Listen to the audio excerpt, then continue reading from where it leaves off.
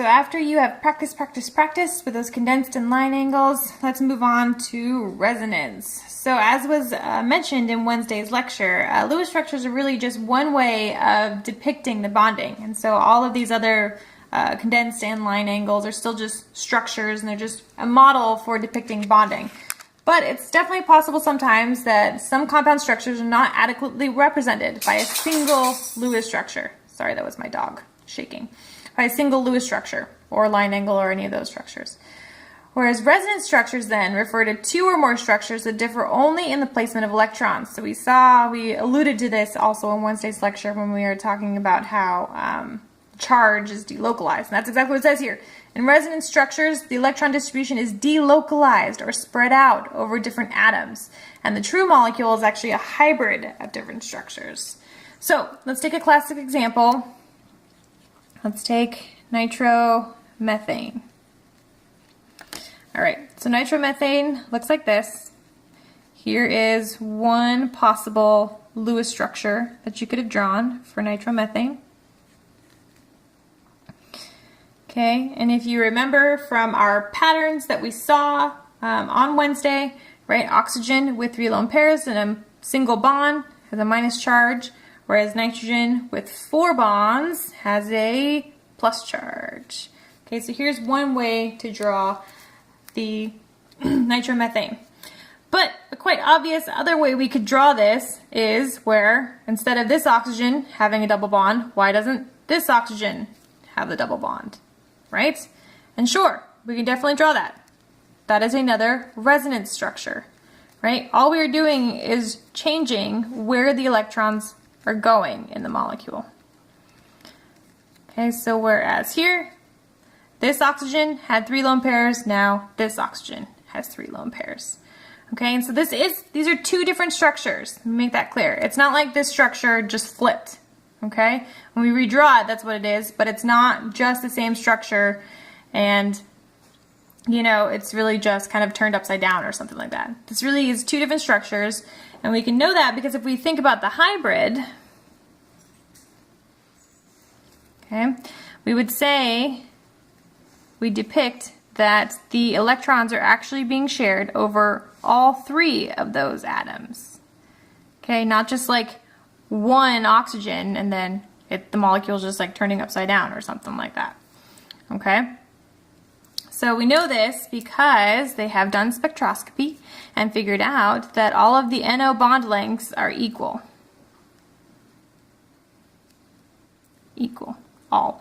Both of the NO bond lengths are equal, right? So if it's really just one structure and it's just kind of turning up and down, then that would still imply that only one of these bonds would be shorter, the double bond, okay? But really, all the 2 bond lengths are equal, and that is indicated, or that is because the electrons are being shared among all 3 of those atoms. Okay, so here are 2 possible resonance structures. We denote resonance structures with a double-headed arrow. Okay, this is not an equilibrium arrow. We'll see that later. This is just a double-headed resonance arrow.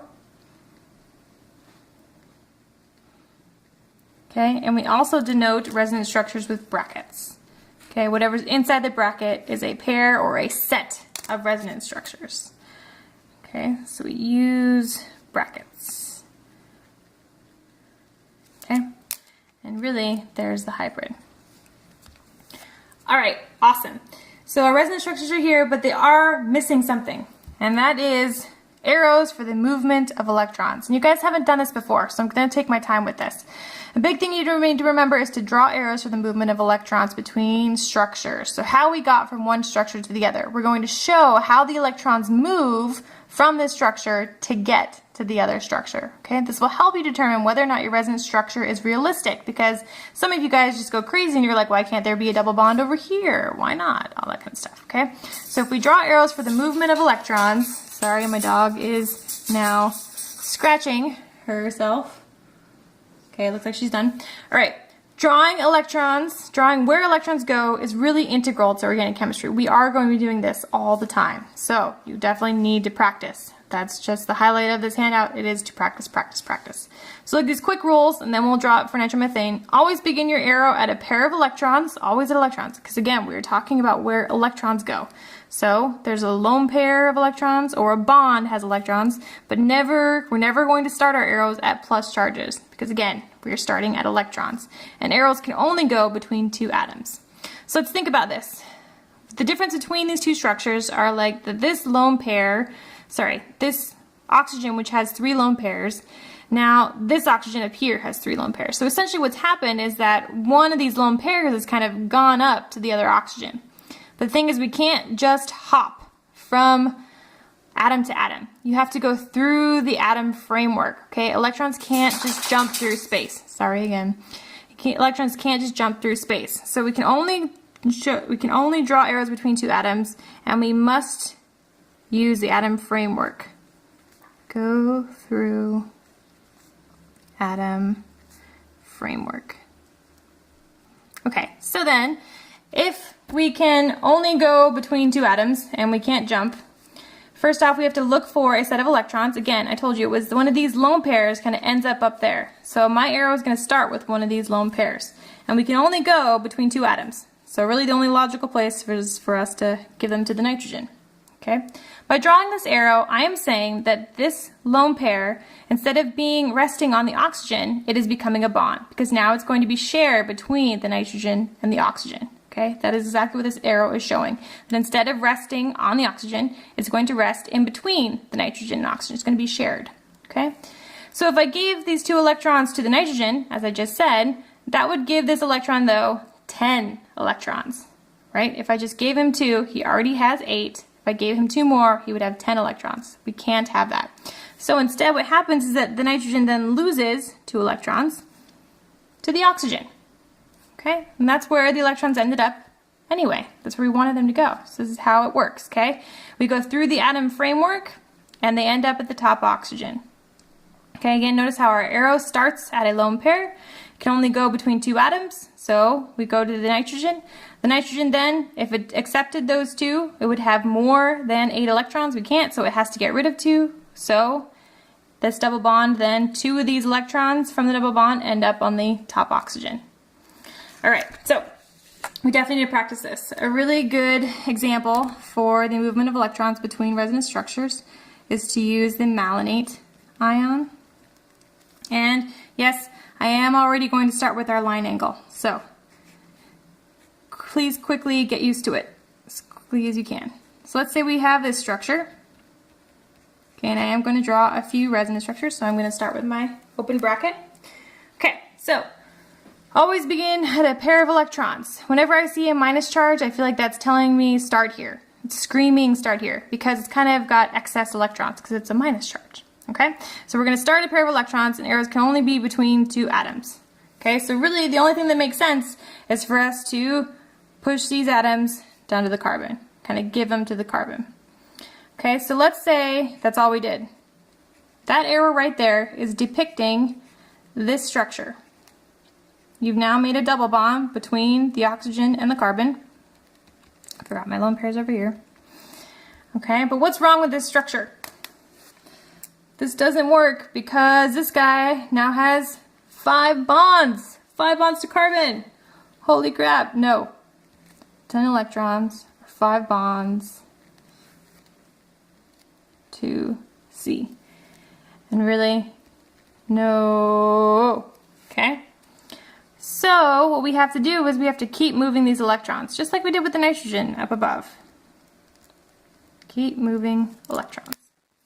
Okay, so what we can do then is we can actually move this double bond. Okay, it's got mobile electrons, just like we did over here. We moved this double bond. We can move this one over to this carbon. Again, these electrons were being shared between these 2 carbons, and now they're being shared between these 2 carbons. But then we run into the same problem. Okay, I wanted to X this out. Because then the double bond would just be here, and then again, this carbon would have 10 electrons. So we have to keep pushing, and they end up on the other oxygen. And so even if you don't know how to move electrons, you could have possibly predicted that this would be another resonance structure. And so this is just showing you how we can actually get there via the movement of electrons. Okay, so again, you might have been able to just predict this structure as a plausible resonance structure. And if we just show the movement of electrons, we can see how the electrons are moving actually to get to this second structure. Okay, there's actually one more that we can draw. Instead of just resting on the oxygen, we can also rest it right at the carbon. Okay, the minus charge rests at either oxygen. Why can't it rest at the carbon? Sure, it totally can. And that is our third and final major resonance structure for the malonate ion. Okay, so if we think about the hybrid then, what that looks like is, as you can see by our arrows in terms of how we have pushed the electrons, right? It's kind of being shared among all of those 5 atoms. So let's denote that with our little dot, dot, dots. Okay, and this guy has an overall minus charge, so I'm going to put some brackets around it. Okay, so here is our hybrid. And just as we've drawn by our movement of arrows, you can see the electrons come here all the way over there, and then from here they end up at the carbon. So really they're being shared among all 5 of those atoms. Okay, and so that's what I'm showing here. The electrons are delocalized. Okay, over all of those atoms. Okay. So an important thing to remember, really, is that although we call them resonance structures, it's really kind of an unfortunate name, right? It's not resonating between the two, okay? So it's not just going back and forth between the two. We couldn't ever isolate like one of these. It's a hybrid of the two. It's a hybrid of these 3, okay? So just as it says here, it's resonance, a good example, was if we had a blue horse and a red donkey, they don't resonate, okay? Those are how we would draw individual structures, but the true picture would be a purple mule.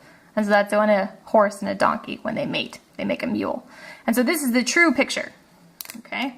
So we'll denote that this is the true, and here are the Lewis structures. That on there, the Lewis structures. So again, it doesn't resonate between the two. The true molecule is the hybrid of the two. Okay, so let's do one more example. Let's take ozone. So we saw this actually in Wednesday's lecture. Here is one way to draw the Lewis structure. Okay, again, remember oxygen with 3 bonds and a lone pair, plus charge. 1 bond, 3 lone pairs, minus charge. Okay. So, a lot of you, I'm sure, can easily see the other possible structure. So if it helps you, we can just draw it. Okay, if it helps you. Here's the other possible structure, right?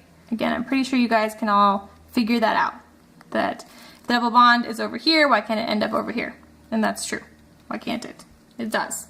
Okay, but let's just show how we move the electrons between these 2 structures. Okay, again, I said that when you see a minus charge, it's kind of screaming, start with me. So I'm going to start there. And again, we can only go between 2 atoms. So I'm going to give them to this oxygen. And that's how I form a double bond there. Look at that. Okay, that's how I form the double bond. But then again, if we give oxygen these 2 electrons, he would then have 10. Okay, so we're giving him 2, 4, 6, 8, 10. We can't expand the octet on oxygen. So we have to do something with 2 more electrons. And so the answer is to give them to the other oxygen. And that is how that lone pair then ends up on the other oxygen. Okay, so it's just showing how the electrons get from where they are in one structure to the others. And this also helps you see the hybrid, right?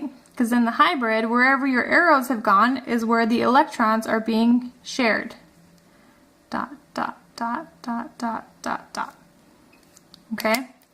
Again, they know that this is true. It's not just resonating between the 2. It is a hybrid because all the bond lengths are equal.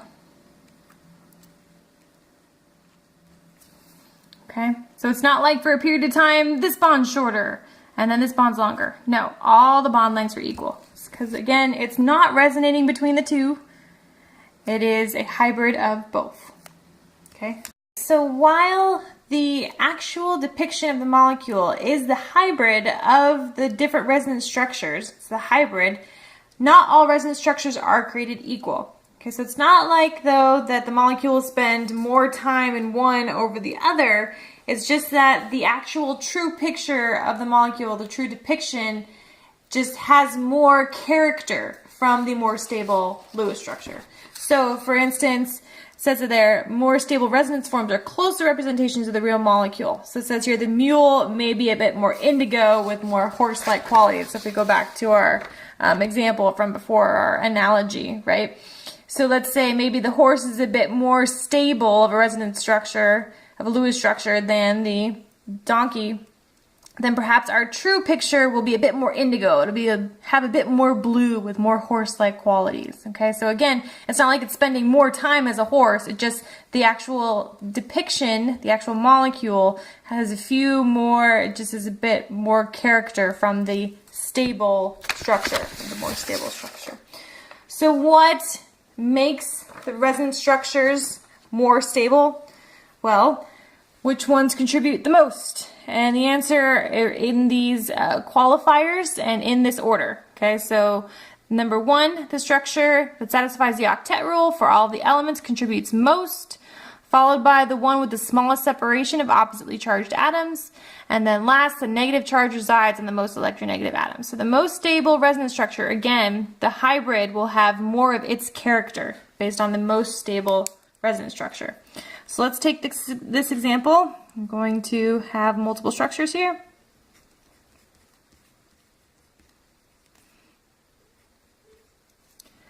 Okay. So let's start with this structure. It may not be obvious this time, as obvious, what other resonance structures there could be. So let's just think about where the electrons can go. As I said before, the minus charge kind of tells me to start there. So if I start with these electrons, I can only go between 2 atoms. I can just give them to the nitrogen. But we can't just leave them on the nitrogen, because then that would expand its octet. So what do? We kick them up into the oxygen. So here's another possible structure. By the way, did you guys notice that nitrogen has 4 bonds, so it's got a plus charge. Carbon has 3 bonds with a lone pair, minus, and then oxygen still had its 2 bonds with the 2 lone pairs. Remember the honk principle and the patterns? Alright, so now though we have the oxygen with a single bond and 3 lone pairs. What's its charge? It's got the minus. Our nitrogen still has 4 bonds. What's its charge? It's still positive. Okay, so there is one more resonance structure. It may not be nearly as obvious, but this nitrogen actually does have a positive charge, which says that it does want electrons. So what if we just gave it some electrons? As you recall from the previous page, what we can do is we can start with lone pairs, or we can start with a bond. We do have to start with electrons. So the lone pairs are a good option here. But here we can also start with the double bond. Double bond, the electrons are mobile. So I'm just going to take 2 electrons from this double bond and just give them to the nitrogen. So you can see after we do that, our structure is going to look like this. So now our nitrogen then will have a lone pair. And he's happy, right? He likes 3 bonds and a lone pair. So what am I missing though? If you'll notice, this guy is neutral, this guy is neutral, but now I have a negative charge. There must be a positive charge somewhere. It's on this carbon. So unlike this carbon where the carbon has a lone pair, this carbon has no lone pair. So he just has a plus charge, okay? So here are the 3 main resonance structures. So now let's go through and see which one contributes most to the actual picture of the molecule, which contributes most to the hybrid. All right, so first up, the structure that satisfies the octet rule for all the elements contributes most. Do we have all the octets? Yes, absolutely. Okay, how about this one? All octets? Yes. This one, you'll notice actually the carbon only has 6 electrons. That's why it's got a plus charge, right? Carbon has a family number of 4 minus 3 sticks. That is plus 1, okay? It actually does not have its octet, okay? So this one, no octet on C. So this guy is ranked number 3 of them all. He is the minor contributor. And that kind of makes sense because he was the least obvious of the 3. Okay, all the other 2 have full octets, but here on this carbon you can see he's only got 3 bonds, he's only got 6 electrons, he does not have a full octet. Next is the one with the smallest separation of oppositely charged atoms. Can you see that both the first and the second structure, they're just separated by a single bond, the two charges. So that doesn't really, it's moot here. So last, the negative charge resides in the most electronegative atom. Well, for which is that true? The negative charge on the least electronegative carbon or the more electronegative oxygen? Yes. So the most electronegative atom should have the minus charge. So this guy is the most important. Okay, followed by this guy, because the minus charge, minus on most electronegative atom. And that's because that's where the minus charge would prefer to reside, right? It definitely has more electron density, it's more stable because the oxygen is more polar than the carbon. It's more electronegative. So the electrons are more stable on the more electronegative atom. Okay? So this guy is the major contributor.